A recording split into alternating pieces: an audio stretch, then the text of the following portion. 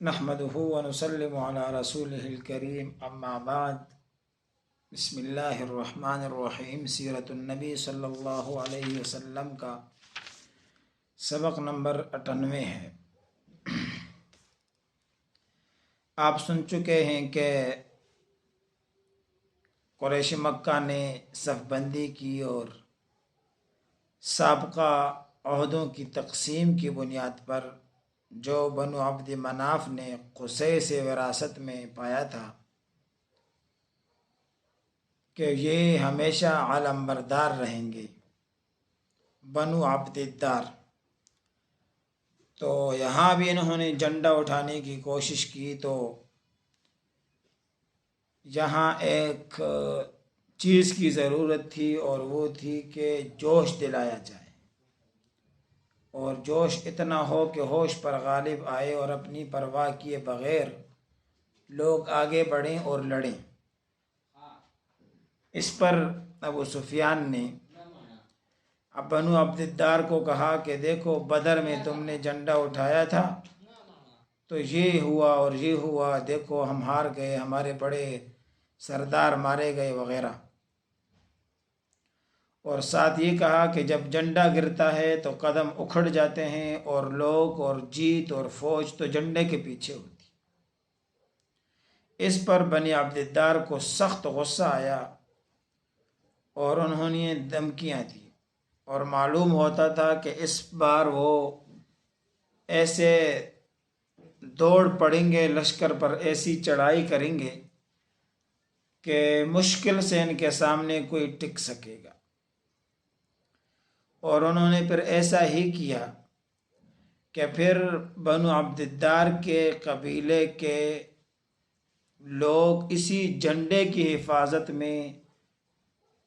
تیغ و تیغ ہوتے رہے، لیکن جھنڈا گرنے نہیں دے رہے تھے، اور یہاں تک کہ ایک گھر کے 6 افراد صرف جھنڈے کی حفاظت میں مارے گئے، بیٹا بھائی پوتے، یہ سب لوگ مارے گئے۔ یعنی ابو طلحہ عبداللہ بن عثمان بن عبد الدار کے بیٹے تھے یا پوتے تھے، اور اس جھنڈے کی حفاظت میں ایک ہی گھر کے 6 لوگ مارے گئے۔ اس قدر وہ جوش میں تھے۔ جب لشکر میدان احد کی طرف بڑھ رہے تھے تو یہاں قریش نے 2 چالیں چلی۔ ایک چال یہ چلی کہ انہوں نے ابو سفیان کے ذریعے سے انصار کے پاس یہ پیغام بھیجا، پوچھ ڈالنے کی کوشش کی مسلمانوں میں کہ دیکھو، ہم جس کے ساتھ لڑنے آئے ہیں تم لوگوں کو معلوم ہے، تم بیچ میں سے ہٹ جاؤ، ہم جانے وہ جانے، اگر ہم جیت گئے تو پھر ہم تمہیں بہت خوش رکھیں گے، اور کبھی بھی ہمارا رخ تمہاری طرف نہیں ہے، ہم جس سے لڑنا چاہتے ہیں آپ سب کو معلوم ہے۔ لیکن ان کو معلوم نہیں تھا کہ اس ایمان کے پہاڑوں کے سامنے ان کے یہ ہتھ گنڈے کہاں چل سکتے تھے، لہٰذا یہ جو ان کی پوٹ تھی یہ ناکام ہوئی، اور صحابہ کرام نے سخت جواب دیا انصار نے ابو سفیان کو۔ جب صفیں برابر ہو گئیں اور ایک دوسرے کے آمنے سامنے ہو گئے تو یہاں پر ایک آدمی تھا ابو عامر فاسق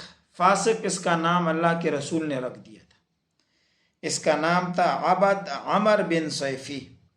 یہ راہب تھا، اور جب رسول اللہ صلی اللہ علیہ وسلم کی ہجرت نہیں ہوئی تھی تو یہ عیسائیوں کا عالم تھا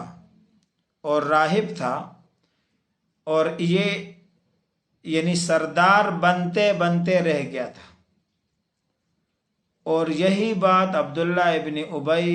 رئیس المنافقین کو کٹکتی تھی کہ اس کی تاج پوشی بھی ہجرت رسول کی وجہ سے منسوخ ہو گئی اور قائد نہ بن سکا۔ ایسے ہی یہ بھی تھا،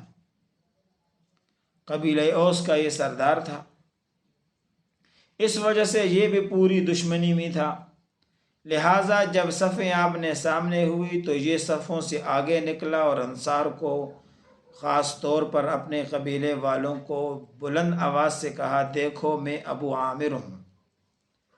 اور معنی یہ تھا کہ لوگ مجھے دیکھیں گے تو رسول اللہ کا ساتھ چھوڑ کر میری طرف آ جائیں گے، مسلمانوں کا لشکر تقسیم ہو جائے گا۔ لیکن صحابہ کرام نے جب اس کی آواز سنی تو سب نے جواب میں کہا، او فاسق، جو اللہ کے رسول نے اس کو نام دیا تھا، اللہ تیری آنکھ کو خوشی نصیب نہ کرے۔ تو اس نے یہ جواب سنا تو اس کے پھر ہوش ٹھکانے آ گئے اور یہ بڑبڑاتے ہوئے کہنے لگا، میرے بعد یہ جو ہے نا شر سے دو چار ہو گئے، اور تفرقہ ڈالنے کی یہ دوسری کوشش بھی ناکام ہو گئی۔ جوش دلانے کے لیے ایک تو آپ نے سن لیا کہ ابو سفیان نے بنو عبد الدار کو بدر کا معرکہ یاد دلایا اور کہا جھنڈا تم سے گر گیا تھا اس لیے ہم ہار گئے۔ جوش دلانے کے لیے دوسرا کام بھی ہوا، اور وہ یہ کہ قریش اپنے ساتھ عورتیں بھی لے کے آئے تھے، جیسے بعض روایات میں ہے کہ 15 کچھ عورتیں تھیں ساتھ، اور ان کی قیادت وہ ابو سفیان کی بیوی ہند بنت عتبہ کر رہی تھی۔ یہ وہی عورت ہے جس نے راستے میں کہا تھا کہ ابوا سے چلیں اور رسول اللہ صلی اللہ علیہ وسلم کی والدہ حضرت آمنہ کی قبر کو کھیڑ دیں، جس پر خطرے کی گھنٹی بجائی گئی اور لوگوں نے منع کیا۔ یہ جن عورتوں کی قیادت کر رہی تھی وہ اپنے نوجوانوں کو جوش دلانے کے لیے گانا گا رہی تھی، دف بجا رہی تھی، اور ساتھ عربی اشعار میں بہادری اور شجاعت کے ترانے پڑھ رہی تھی، اور یوں اپنے جو ہے نا وہ ناز و نخروں اور جوش اور ولولوں اور ترنم کے ساتھ نوجوان جو تھے ان کے لشکر میں ان کا جوش بڑھا رہی تھی۔ پھر جنگ شروع ہوئی۔ جنگ کا پہلا ایندھن مشرکین کا جو علم بردار تھا بنی عبد الدار سے، وہ طلحہ بن ابی طلحہ عبدری بنا۔ اس کو مسلمان کبش القتیبہ کہتے تھے، اور یہ بہت ہی زیادہ یعنی مینڈا، جنگجو مینڈا، جو ماہر آدمی تھا، اونٹ پر سوار ہو کر نکلا، مبارزت کی دعوت دی۔ عام صحابہ کرام اس کے مقابلے سے ذرا بچتے رہے، لیکن زبیر رضی اللہ تعالیٰ عنہ آگے بڑھے اور ان کے چھلانگ لگائی، گھوڑے کے اوپر بیٹھ کر ان کو پکڑا اور ایک وار میں ان کا کام تمام کیا۔ بعض روایت میں ہے کہ اسی موقع پر رسول اللہ صلی اللہ علیہ وسلم نے فرمایا تھا، ہر نبی کا حواری ہوتا ہے اور میرا حواری حضرت زبیر ہے رضی اللہ عنہ۔ اس کے بعد جو نقطہ صفرا ہے، مرکز ثقل ہے، اس کی طرف دونوں طرف سے لوگ بڑھتے جا رہے تھے، اور بنو عبد الدار نے اپنے کمانڈر طلحہ بن ابی طلحہ کے قتل کے بعد فوراً پرچم سنبھالا۔ پھر ان کے بھائی عثمان بن ابی طلحہ نے پرچم اٹھایا، اور اس کے بعد اس کو جو ہے نا حضرت حمزہ رضی اللہ تعالیٰ عنہ نے حملہ کر کے جو ہے نا وہ ٹھکانے لگا دیا۔ اس کے بعد ابو سعد بن ابی طلحہ نے جھنڈا اٹھایا، اس پر سعد بن ابی وقاص رضی اللہ عنہ نے تیر چلایا اور سیدھا لگا ان کے گلے میں، اور بعض نے کہا کہ حضرت علی رضی اللہ تعالیٰ عنہ نے تیر چلایا اور مارا۔ اس کے بعد مصافع بن طلحہ بن ابی طلحہ نے جھنڈا اٹھایا، اسے عاصم بن ثابت بن افلح نے قتل کر دیا رضی اللہ عنہ نے۔ اس کے بعد ان کے بھائی کلاب بن ابی طلحہ بن ابی طلحہ نے جھنڈا اٹھایا، اس پر بھی زبیر بن عوام رضی اللہ تعالیٰ عنہ نے ٹوٹ پڑا اور اس کا کام تمام کیا۔ پھر ان دونوں کے بھائی جلاس بن طلحہ بن ابی طلحہ نے جھنڈا اٹھایا، مگر اسے طلحہ بن عبید اللہ رضی اللہ عنہ نے نیزہ مار کر ختم کر دیا،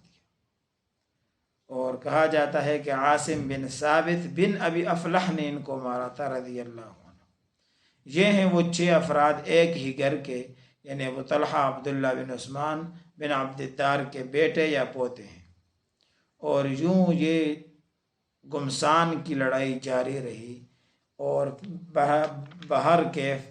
دوسرے جھنڈا برداروں کو بھی قتل کیا جاتا رہا اور پھر یہ مشرکین شکست کھانے پہ مجبور ہو گئے، پیچھے ہٹ گئے۔ لیکن پھر ایک ناگہانی واقعہ ہوا جس سے جنگ کا کایا پلٹ گیا اور پھر مسلمان جو ہے وہ ایک بڑے حادثے سے دو چار ہو گئے۔ انشاءاللہ یہ آئندہ کے سبق میں ہوگا۔ وآخر دعوانا ان الحمد للہ رب العالمین۔